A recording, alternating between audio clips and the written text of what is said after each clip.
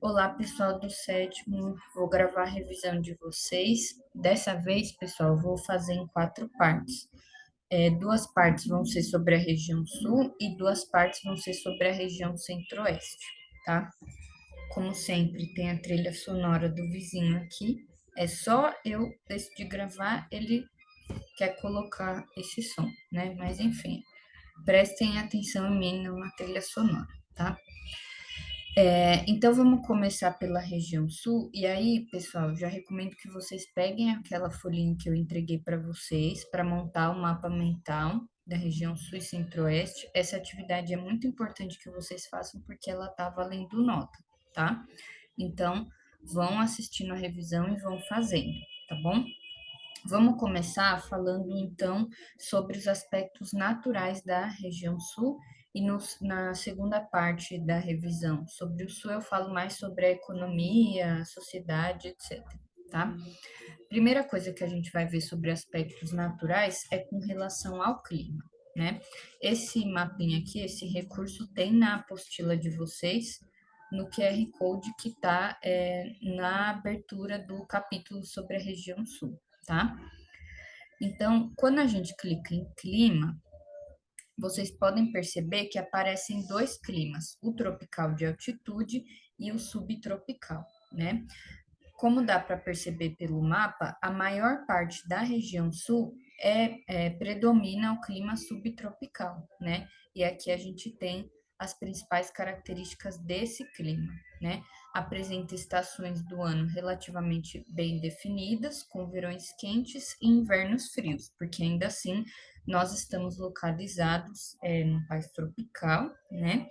E a região sul, ela tá só um pouquinho dela que pega ali o Trópico de Capricórnio, né? Só um rabinho lá da região sul é que pega o Trópico de Capricórnio. Então, é esse pequeno pedaço do nosso país que as temperaturas são um pouco mais amenas, mas ainda assim, como é um pedaço muito pequeno, comparado às faixas de latitude, acaba não tendo tanta diferença do restante do país. Mas ainda assim tem algumas diferenças, como, por exemplo, a ocorrência de geada e neves. Já chegou a nevar e a ter geadas na região sul, justamente por causa desse clima subtropical, tá? Então, fechando aqui, certo? Esse é o clima subtropical, tá? Daqui a pouco eu mostro para vocês como vocês podem colocar lá no mapa mental. Agora, com relação à vegetação, vamos lá. Essas, então, são as vegetações da região sul. Aqui na faixa litorânea, nós temos a vegetação litorânea, né, que tem mangue, tem a restinga ali, né, e essa vegetação litorânea, a gente pode perceber que ela está em todos os estados da região sul, já que todos os estados são banhados pelo litoral do Oceano Atlântico, né? A gente tem a floresta tropical aqui em cima, né? Só que a gente tem um grande problema relacionado à floresta tropical, porque ali a gente tem áreas da Mata Atlântica. E essa vegetação foi a mais desmatada no nosso país no geral, tá? Não só na região sul, mas como a gente viu na região sudeste, a gente também teve um grande desmatamento da Mata Atlântica, que é um exemplo de floresta tropical que nós temos no Brasil, né? A gente tem as araucárias aqui nessa região, né, que são aquelas árvores grandes, né, que dá o pinhão, né? E aí é importante dizer que as araucárias, elas são formações, né, florestadas, né? Elas são árvores de grande porte, tá? É para lembrar aí vocês disso.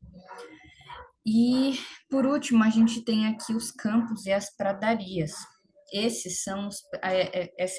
Depois tem a mata de araucárias, né? Mas os campos e as pradarias a gente pode considerar que são as principais formações vegetais que a gente encontra, as mais características na região sul, mas mais do estado do Rio Grande do Sul, né?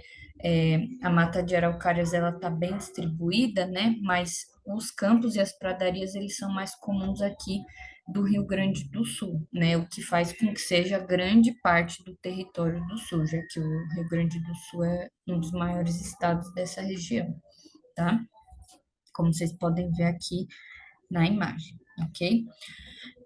E aí uma coisa importante, pessoal, é que esses campos na região sul, eles têm um nome específico, que são os pampas, né? Os pampas, eles são áreas onde a gente encontra grande exploração da pecuária. Como são áreas bastante planas, deixa eu ver aqui, perfeito. Como vocês podem ver, como é uma área bastante plana, esses campos, que são os pampas na região sul, eles são bastante propícios para a criação de gado, e aí não só gado bovino, mas pode ser qualquer animal, como carneiro, cabra, etc, né? Vocês podem ver que pelo relevo bastante plano, é muito comum ter a criação desses animais nessa região, tá? Então, os pampas estão relacionados à atividade econômica da pecuária. Então, como que a gente pode pôr tudo isso no mapa mental de vocês? Vocês podem puxar uma setinha, né? Só como exemplo aqui. Lógico que vocês vão fazer da forma como vocês quiserem, mas vocês podem puxar uma setinha assim, ó, por exemplo, e colocar aqui assim, clima, vegetação, que são os dois principais aspectos que a gente está vendo, né? Então, mais ou menos assim. E aí, o clima, a gente pode colocar subtropical, né? Para vocês lembrarem desse clima. A vegetação, campos, aí a gente pode pôr entre parênteses pampas e pradarias, isso. Aí, se vocês quiserem adicionar os detalhes que eu falei, né, sobre a questão da pecuária associada a, aos pampas, também pode, tá, gente? É da forma como vocês acharem melhor, que vocês acham que seria bacana, né, de vocês lembrarem para revisar, tá? Então, a gente terminou essa primeira parte, logo eu volto para falar da economia da região sul.